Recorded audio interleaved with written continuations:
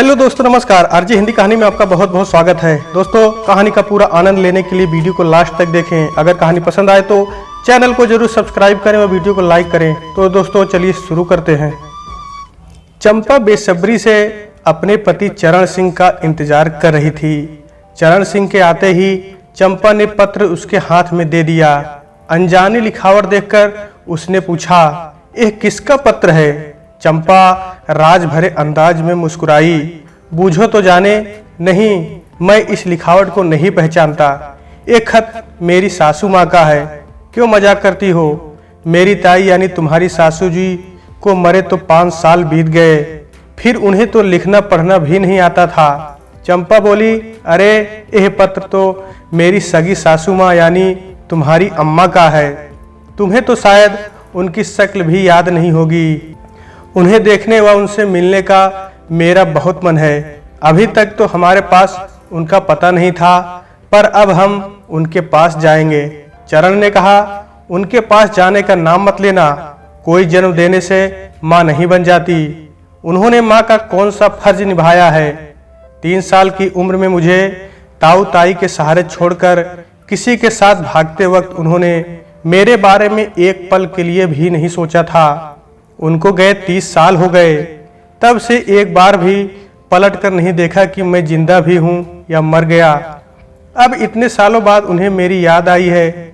जरूर कोई मतलब होगा। उस जमाने में विधवा विवाह का चलन नहीं था, इसलिए उनके चले जाने को गलत माना गया होगा। चंपा, उन्होंने विवाह किया हो या ना किया हो, पर मेरा बचपन तो यही ताने सुनते बीता है कि इसकी माँ इसकी ताई के भाई के साथ भाग गई थी। तब से ताई का वह भाई कभी अपनी बहन से भी मिलने नहीं आया। चंपा बोली, पता नहीं तुम्हारी अम्मा की क्या मजबूरी रही होगी, वरना ऐसे ही कोई औरत अपने इकलौते बेटे को छोड़कर नहीं जाती। तुम्हें तो एक तरफा बात ही मालूम है। खैर, पहले ये पत्र पढ़ लो। चरण ने पत्र पढ़ना शुरू किया। चरण सिंह को अपनी माँ राम देवी का आशीर्वाद पहुँचे। बेटा, 30 साल अपनी छाती पर पत्थर रखकर तुझे भुलाए रखने की कोशिश करती रही, लेकिन एक पल को भी भुला नहीं पाई। अभी कुछ दिन पहले अपने गांव की एक बेटी इस गांव में ब्याह कर आई है।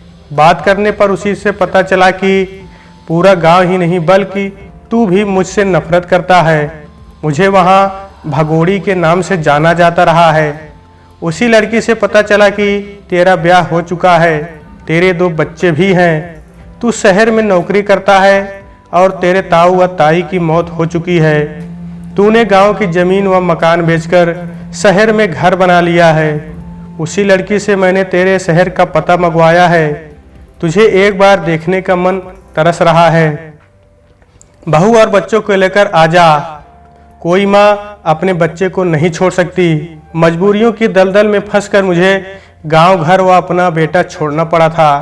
मैंने ऐसा कुछ नहीं किया जिससे तू या कोई दूसरा मुझसे नफरत करे। तेरे यहाँ आने पर अपनी दुख भरी कथा तुझे सुनाऊंगी। फिर भी तुझे लगे कि मैंने कोई पाप किया है तो कभी मेरी शक्ल मत देखना। एक बार मुझे सफाई देने का मौका दे। मुझे तेरा इंतजार रहेगा। तेरी दुखियारी माँ राम देवी। 30 घंटे का ट्रेन और बस का सफर करके चरण सिंह पत्नी व बच्चों समेत गांव पहुंचा था। वहां राम देवी नाम से उन्हें कोई नहीं जानता था। जग्गा की पत्नी राम देवी बताने पर बुजुर्ग लोगों ने उनके दरवाजे तक पहुंचा दिया था। वहां वो बुआ के नाम से जानी जाती थी। नई पीढ़ी के लोग तो उन्हें जग्गा की पत्नी के नाम से भी नहीं जानते थे। जब वे लोग उनके घर पहुंचे तो वो सिलाई मशीन पर कुछ काम कर रही थी। गांव की 3-4 औरतें उनके पास बैठी थी। शक्ल से तो नहीं, उम्र के हिसाब से चरण सिंह ने अपनी माँ को पहचान लिया। वो अकेला जाता तो माँ भी उसको ना पहचान पाती। साथ में पत्नी व बच्चों को देखकर वो फौरन पहचान गई। चरण सिंह, मेरा बेटा, कहकर माँ ने उसे गले से लगा लिया। उनके आंसू बह रहे थे, किंतु वो कुछ भी महसूस नहीं कर पा रहा था। माँ को एक बार देखने के मोह में वो आ तो गया, किंतु मन में उनके प्रति गुस्से में कमी नहीं आई थी। माँ ने चंपा व दोनों बच्चों को भी सीने से लगा लिया था।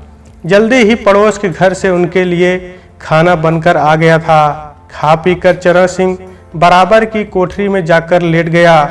बच्चे भी उसके पास जाकर सो गए। चंपा माँ के पास ही बैठी थी।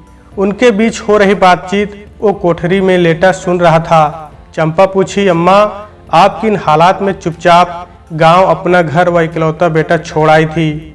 ये तो मैं नहीं जानती, लेकिन गांव में आपके बारे में जो कुछ कहा जाता रहा है उस पर मुझे कभी विश्वास नहीं हुआ। चरण की माँ बोली, बेटा मैं चुपचाप घर से भागकर नहीं आई थी। मेरी जेठानी को सब पता था। मेरे भागने की योजना उन्होंने ही बनाई थी। जेठ जी को इस बारे में कुछ पता नहीं था। चंपा बोली, अम्मा मैं आपकी आप बीती सुनना चाहती हूँ। चरण की माँ अपनी आप बीती सुनाने लगी। बोली कि चरण सिंह का बापू बहुत अच्छा था, मुझे बहुत चाहता था। जेठ जेठानी को कोई औलाद नहीं थी। वे चरण सिंह के बापू को अपने बेटे की तरह प्यार करते थे। मैं उन्हें अपने सास ससुर जैसी ही इज्जत देती थी। ब्याह कर गांव आते ही मेरी खूबसूरती मेरी दुश्मन बन गई। घर का पानी मुझे मोहल्ले के कुएं से भर कर लाना पड़ता था। गांव के सभी लड़के मुझे भौजी कहकर पुकारते थे और इसी नाते हंसी ठट्टा भी करते रहते थे। कई बार तो मुझे कुएं से पानी भी नहीं खींचने देते थे, खुद ही खींच देते थे। उनमें एक गांव के चौधरी का बेटा किशन था। पहले तो वो ऐसे ही मजाक करता था, बाद में छेड़छाड़ भी करने लगा। मुझे गलत रास्ते पर खींचने लगा।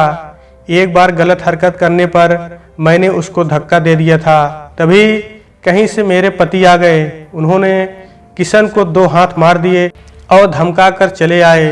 तभी से वो हमारा दुश्मन बन गया था। वो गुंडा था, पुलिस में भी उसका उठना बैठना था। गांव में हमारी अनाज पीसने की चक्की थी। एक दिन चक्की से लौटते समय चरण सिंह के बापू ट्रैक्टर के नीचे आ गए। पुलिस उसको एक्सीडेंट मानती थी, किंतु पूरा गांव जानता था कि वो हत्या थी। पर गुंडों के डर से किसी ने गवाही नहीं दी।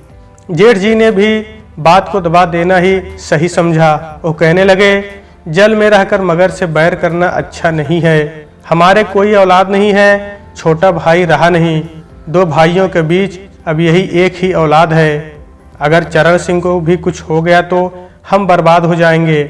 किशन का क्या है, वो तो गुंडा है, पैसे के बूते पर सजा से बचता रहेगा। जेठ जी ने मेरा कुएं पर जाना भी बंद करवा दिया। पानी भरने के लिए एक नौकर रख लिया था। एक दिन वो नहीं आया तो जेठानी के साथ मैं पानी लाने चली गई। किशन भी वहां पहुंच गया। उसने मेरी जेठानी की भी शर्म नहीं की और बोला, मर्द तो तेरा मर गया, मेरे घर बैठ जा, रानी बनाकर रखूंगा। इच्छा तो हुई कि उसे झापड़ मार दूं, लेकिन जेठ जी की चेतावनी याद आ गई और मैंने खुद को रोक लिया। बस ऐसे ही दिन बीत रहे थे। जेठ जी भी शराब पीने लगे थे। एक दिन नशे में मेरे कमरे में घुस आए और बोले, चरणा की माँ तुझे सफ़ेद धोती में देखकर मेरा कलेजा मुंह को आता है। देख तेरे लिए कितने सुंदर रंग की रेशमी साड़ी लाया हूँ, तू आज से सफ़ेद कपड़े मत पहनना। वो बहक रहे थे।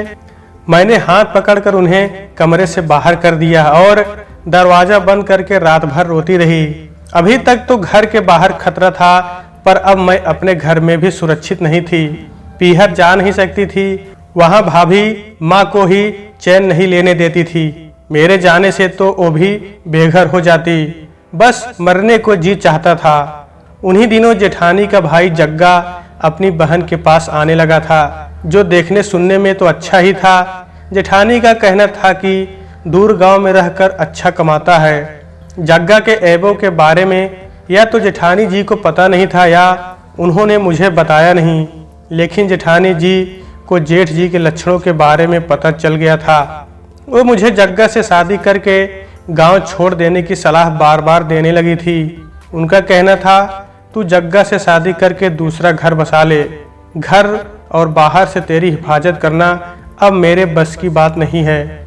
चरण सिंह की तू चिंता मत कर, तुझे तो और बच्चे हो जाएंगे।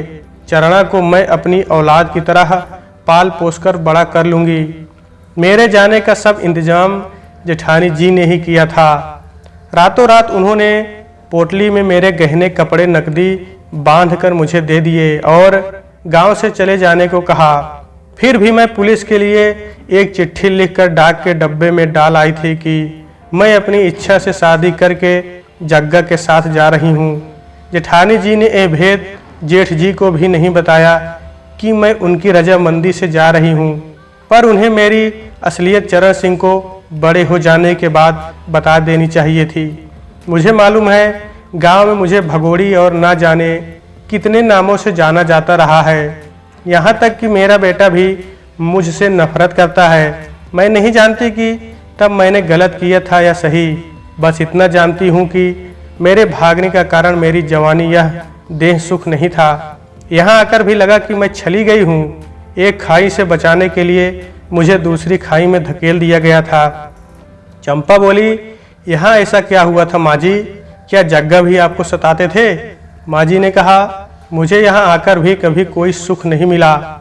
जग्गा का एक दोस्त लाखन था जो डाकू था। उसने गांव से मुझे यहाँ लाने में जग्गा की मदद की थी। मंदिर में हमारी शादी भी उसी ने कराई थी। भौजी भौजी कहकर वो मेरे आगे पीछे घूमता था। उसकी भी नीयत मुझ पर खराब थी। मेरे सामने कई बार जग्गा से कह चुका था, इतनी सुंदर जोरू को भगा कर लाने में मैंने भी तेरी मदद की थी, मुझे भी मेरा हिस्सा दे। एक दिन लाखन मेरे कमरे में घुस आया। मैं खटपट की आवाज़ सुनकर अचानक जाग गई। सामने उसे खड़ा देखकर मैंने उसको अपने दोनों पैरों से दे मारी तो उसका सिर दीवार से टकराया और खून बहने लगा। उस दिन तो मैं चंडी बन गई थी।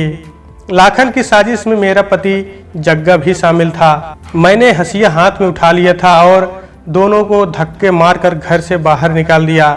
शोरगुल सुनकर गांव वाले भी जमा हो गए थे। उसके बाद से मैंने कभी जग्गा को अपने घर में नहीं घुसने दिया। चंपा पूछी, अम्मा अब वो कहाँ है? जेल में। किसी डकैती व हत्या के सिलसिले में दोनों को उम्र कैद हो चुकी है। इन गांव वालों ने मुझे अपना लिया है। मैं यहाँ पूरे गांव की बुआ हूँ। सभी मेरी बहुत इज्जत करते हैं। इनके छोटे मोटे झगड़े तो मैं यूं ही सुलझा देती हूँ। अब मुझे ये लोग सरपंच बनाना चाहते हैं, लेकिन मैंने मना कर दिया। अभी मैं इज्जत की जिंदगी जी रही हूँ। सरपंच बनते ही लोग मुझे कठपुतली की तरह नचाना चाहेंगे। मेरी सुख शांति सब खत्म हो जाएगी। बिना किसी पद के ऐसे ही मुझसे जितना बन पड़ता है दूसरों की मदद करने की कोशिश करती हूँ। मेरी सलाह मानकर ये लोग लड़कों को ही नहीं लड़कियों को भी पढ़ाने लगे हैं। चंपा बोली, अम्मा अब तो आपको हमारे साथ चलना होगा। हम आपको साथ लेकर ही जाएंगे। नहीं चंपा, अब तो मुझे यहीं जीना है, यहीं मरना है। बस एक बार तुम सबको देखने को मन भटक रहा था। अपनी सफाई भी देना चाहती थी। मैं नहीं जानती कि मेरी आप बीती सुनकर चरण सिंह के मन में मेरे प्रति जमी नफरत कम होगी या नहीं, या ओह अब भी मुझे ही दोषी समझता रहेगा। किंतु मन का दुख कहकर सालों से जमा बोझ जरूर हल्का हो गया है। जा अब सो जा, बहुत देर हो गई है। चरण सिंह ने ये सब कुछ सुना था, किंतु चाहते हुए भी तब वह माँ के पास नहीं जा पाया। दूसरे दिन सुबह सुबह चरण सिंह माँ के पास जाकर बोला, अम्मा कितना दिन चढ़ गया है, कब तक सोती रहोगी, अब उठो भी। चरण सिंह द्वारा अम्मा कहे जाने पर रामदेवी निहाल हो गई। बेटे से अम्मा सब सुनने के लिए उसके कान तरस रहे थे। खुशी से एक बार फिर उसकी आंखों से आंसू झरने लगे। एह क्या अम्मा, तुम रो रही हो? अब तुम्हारे रोने के दिन गए। अब मैं इन आंखों में आंसू नहीं आने दूंगा। अब मैं आपको हमेशा के लिए अपने साथ ले जाऊंगा। दादी आप नहीं चलेंगी तो हम यहीं भूख हड़ताल कर देंगे, पोते ने कहा। अम्मा अब तो आपको चलना ही होगा, चंपा ने भी कहा। बेटा मैं इस गांव की मिट्टी में, यहाँ की जिंदगी में ऐसी रच बस गई हूँ कि अब यहाँ से उखड़कर नई जगह नए माहौल में अपने को ढाल नहीं पाऊंगी। यहाँ करने को मेरे पास बहुत कुछ है। यहाँ जिंदगी बेकार व बेमकसद नजर नहीं आती। शहर में मेरे पास करने को कुछ नहीं होगा, पर इतना वादा करती हूँ कि साल में एक बार कुछ दिनों के लिए तुम्हारे पास जरूर आया करूँगी। हर साल गर्मी की छुट्टियों में कुछ दिनों के लिए बच्चों को साथ लेकर तुम यहाँ आया करना, मुझे अच्छा लगेगा। इस तरह मिलना जुलना होता रहेगा। जैसे आपकी मर्जी। हम आपकी इच्छा के खिलाफ कुछ नहीं करना चाहते। कुछ दिनों के लिए ही सही, अभी तो मेरे साथ चल रही हो ना। देखो अब मेरी इस विनती को मत ठुकराना। ठीक है बेटा, कुछ दिन के लिए मैं तेरे साथ जरूर चलूंगी, अम्मा ने मुस्कुराते हुए कहा। थोड़ी देर बाद चरण अपनी माँ को लेकर अपने घर की तरफ चल पड़ा। आज उसका दिल हल्का हो गया था, क्योंकि माँ के प्रति बरसों की खटास अब खत्म हो चुकी थी। तो दोस्तों आज के वीडियो में बस इतना ही। कहानी आपको कैसी लगी कमेंट बॉक्स में ज़रूर बताइएगा। अगर कहानी पसंद आई है तो कृपया चैनल को जरूर सब्सक्राइब करें और वीडियो को लाइक करें। तो दोस्तों आपसे मिलते हैं फिर अगले वीडियो में, तब तक के लिए नमस्कार।